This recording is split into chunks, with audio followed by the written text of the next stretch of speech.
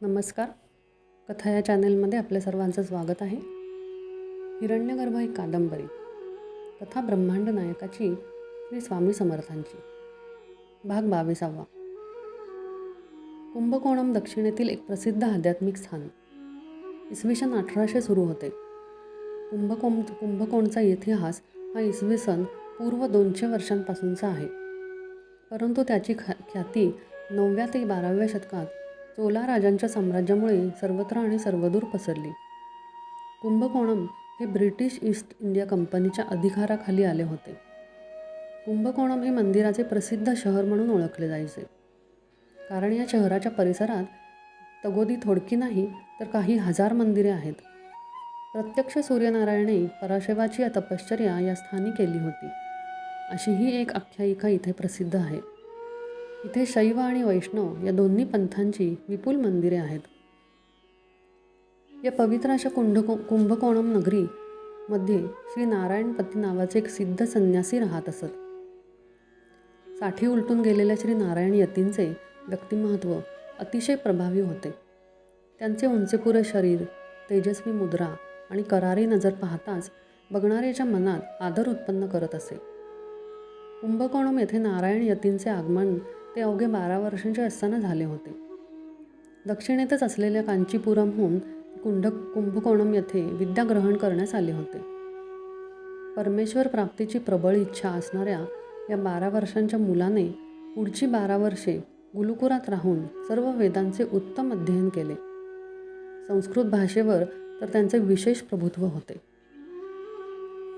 शैव पंथ अनुसरणारे नारायण यती विद्या अध्ययनानंतरही जवळजवळ 4 दशके कुंभकोणममध्येच राहून श्री विद्येची उपासना करत.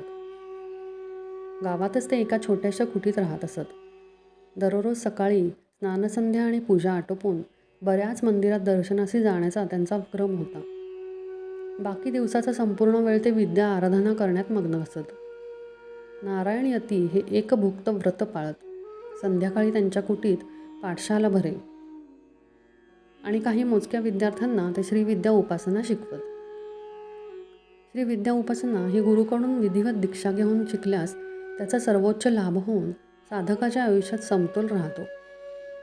आत्मानुभव करून देणारी ही विद्या धर्म, अर्थ, काम आणि मोक्ष या 4ही पुरुषार्थांची प्राप्ती साधकास करवून देते. अत्यंत निरीच्छा असणारे संन्यस्त नारायण यती ही उपासना अत्यंत भक्तिपूर्वक करत असत. त्यांच्या पूजाघरात दैवीचे प्रतीक असलेले एक मोठे महामेरू श्री यंत्र होते.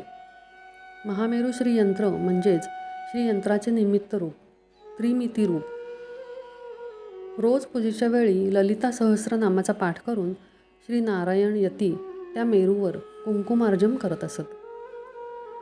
त्यांची कुटी वर्षानुवर्षे केलेल्या या उपासनेमुळे अतिशय पवित्र आणि दिव्य स्पंदनांनी रंगलेली असायची.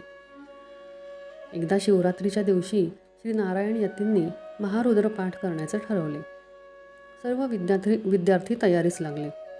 संध्याकाळी 6 ते रात्री 9, मध्यरात्री 12, पहाटे 3 आणि सकाळी 6 असे रुद्रपाठ करण्याचे ठरले. नारायण यतींनी सर्व विद्यार्थ्यांना मुबलक बिल्वपत्रे पराशिवाच्या रुद्रस्वाहाकारासाठी आणण्यास सांगितले होते. शिवरात्रीच्या दिवशी संध्याकाळी सर्वजण जमले. पराशिवाची पूजा चालू झाली. पूजा करतेवेळी बिल्वपत्रांचे शिवाच्या पिंडीवर अर्चन होत होते. एक आवर्तन पुरे झाले. शिवपिंडीवर बिल्वपत्रांचा ढीग जमा झाला होता. पुढील पूजेच्या आवर्तनास सुरुवात करण्यापूर्वी नारायण यतींनी आधी शिवपिंडीवर अर्चन केलेली बिल्वपत्रे काढण्यास सुरुवात केली. तेव्हा त्यांच्या लक्षात आले की ती बिल्वपत्रे नसून तुलसी दले होती. नारायण यती स्तंभित झाले. विद्यार्थीही हा प्रकार पाहून भांबावले. दुसऱ्या, तिसऱ्या, चौथ्या सकाळी 6 वाजताच्या 5व्या अर्चनेच्या नंतरही असेच घडले. नारायण यती विचारात पडले की आपले काही चुकले आहे का. त्यांनी पराशिवाची हात जोडून माफी मागितली. या घटनेनंतर काही दिवस उलटून गेले. नारायण यतींनी हरिहराची एकात्मता माहीत असली तरी शैव पंथ अनुसरणाऱ्या त्या मनात मात्र रुद्रपाठाच्या वेळी बिल्वपत्रांची तुलसी दले झाल्याचे टोचत होते. त्यांना आपली पूजा व भक्ती अपुरी आहे असे वाटू लागले. कर्दळीवनात आपल्या गुहेत योगीराज धुनीकडे एकटक पाहत बसले होते. रात्र झाली. बाहेरील जंगलात हिंस्र पशूंचे आवाज येत होते. आज एका सिद्धांस द्वैतातून अद्वैताकडे नेण्याची वेळ आली होती. योगीराजांनी आपला त्रिशूळ आणि कमंडलू उचलला. अंधाऱ्या रात्री योगीराज गुहेबाहेर पडले. मध्यरात्र झाली होती. नारायण यतींच्या मनात आजही विचारांचे काहूर सुरूच होते.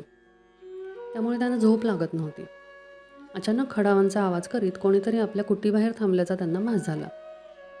नारायण यतींनी कुटीचा दरवाजा उघडला आणि चंद्राच्या मंद प्रकाशाच्या बाहेर दरवाजात त्रिशूळ आणि कमंडलूधारी योगीराज उभे असलेले त्यांना दिसले. नारायण यती चपापले. अशा मध्यरात्री दरवाजात उभ्या त्या तेजपुंज योगीराजांकडे ते पाहू लागले. त्यांचे दोन्ही हात आपोआपच जोडले गेले. योगीराज कुटीत येऊन बसले. नारायण यतींनी योगीराजांना विचारले, आपण कोण आहात?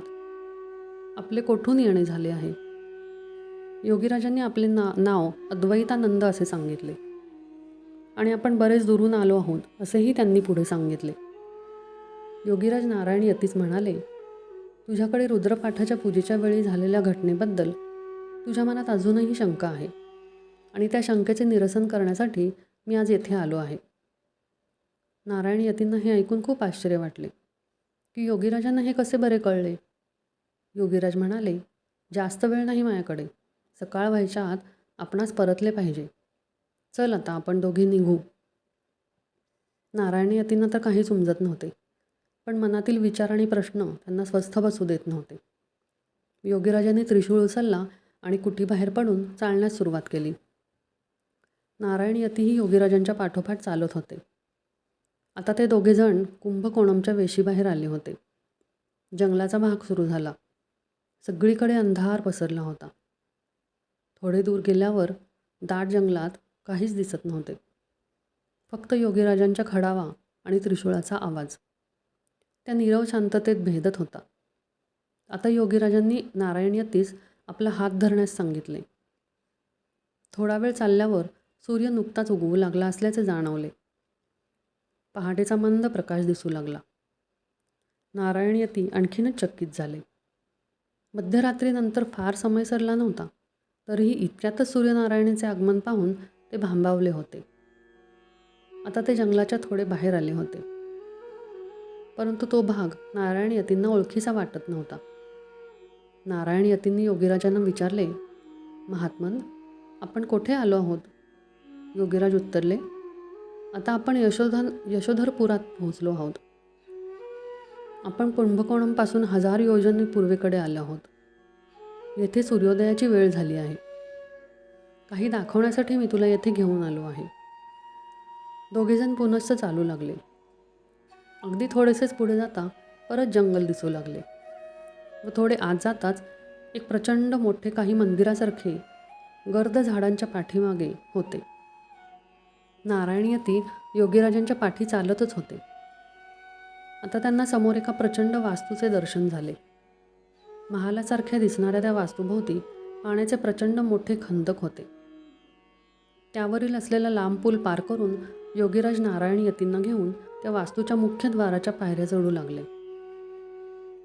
ती भग्न मंदिरासारखी दिसणारी वास्तू वालुकाश्माच्या म्हणजेच सँडस्टोनच्या प्रस्तरापासून बनलेली होती. त्या वास्तूचा आकार विस्तार निव्वळ कल्पनेच्या पलीकडे होता. योगीराजांनी मुख्य दरवाजा ओलांडला आणि ते थांबले.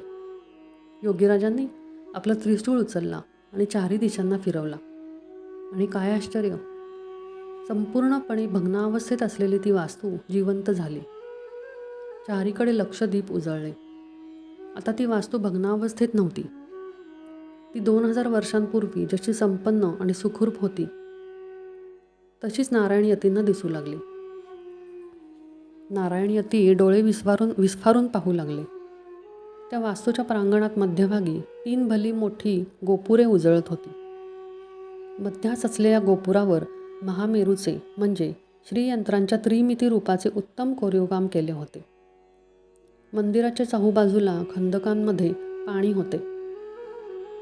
मध्यस्थित असलेल्या गोपुरावरील मेरू पर्वताच्या कोरीव लेण्यांच्या खालील भागी सभोवताली समुद्र मंथनांच्या दृश्याचे कोरीव काम होते. योगीराज नारायण यतींना घेऊन कंबोडियामधील सियाम रीपच्या उत्तरेकडे असलेल्या पृथ्वीवरील सर्वात मोठ्या वराह विष्णू लोक मंदिरात पोहोचले होते, ज्याला सध्या अंकोर वाट असे म्हणतात. योगीराज आता मध्यभागी असलेल्या गोपुराखालील मंदिरात पोहोचले. नारायण यतीही त्यांच्या पाठोपाठ होतेच आणि सर्व दृश्य विस्मयाने पाहत होते. मुख्य मंदिरात मध्यभागी भगवान श्री विष्णूंची जवळजवळ 150 फूट उंच मनोहारी सुवर्णांची मूर्ती होती.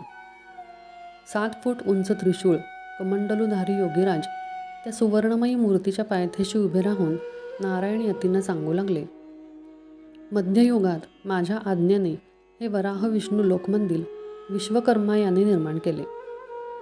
हे मंदिर संपूर्ण पृथ्वी तलावर एकमेव द्वितीय असून श्री महाविष्णूंच्या गर्भगृहाच्या गोपुरावर मेरू पर्वताचे कोरीव काम मीच त्यास करण्यास सांगितले होते.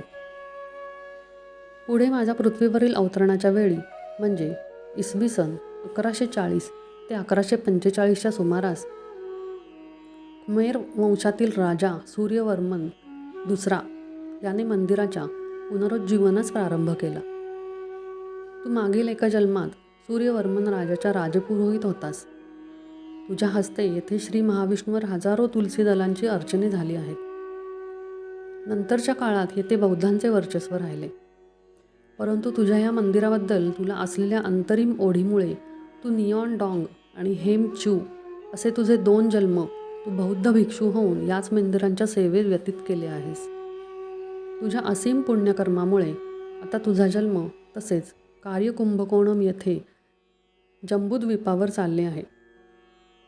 या जन्मीही तुझी श्री विद्या उपासना म्हणजे मेरूपूजा मनपूर्वक असल्याने रुद्रपाठाच्या वेळी तू केलेली बिल्वार्चना ही श्री महाविष्णूंनी मस्तकावर धारण केलेल्या मेरूमध्ये तुलसी दले म्हणून स्वीकारली.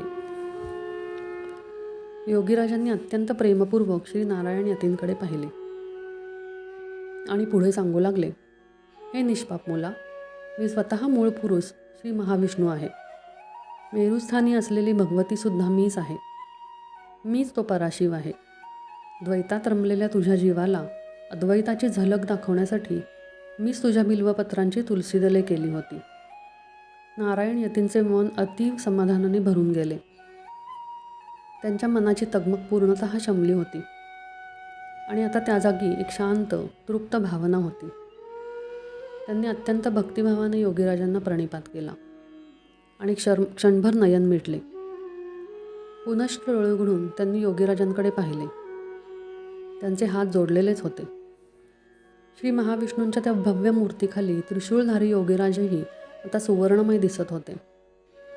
मंदिर सुवर्ण, महाविष्णू सुवर्णांचे, मेरू शिखर सुवर्णांचे, सर्वत्र सुवर्णच सुवर्ण. नारायण यतींचे डोळे आता भरले होते. त्यांनी योगीराजांच्या चरणास घट्ट मिठी मारली आणि म्हणाले, हे परमात्मा प्रभो, सोडवा आता मला या जन्ममृत्यूच्या फेऱ्यातून. योगीराजाने नारायण यतींच्या डोक्यावर हात ठेवला, आशीर्वाद दिला आणि म्हणाले, तुझे कल्याण असो. तथास्तु. चल आता, आपल्याला निघायला हवे. आपण कुंभकोणमच्या पूर्व दिशेस 1000 योजने आलो आहोत. कुंभकोणम येथे सकाळ व्हायच्या आत आपल्याला परतले पाहिजे. योगीराजाने त्रिशूळ उचलला आणि त्या महाविष्णूच्या सिंहासनाच्या खालील पायऱ्या खडावांचा खाड खाड आवाज करीत ते उतरू लागले.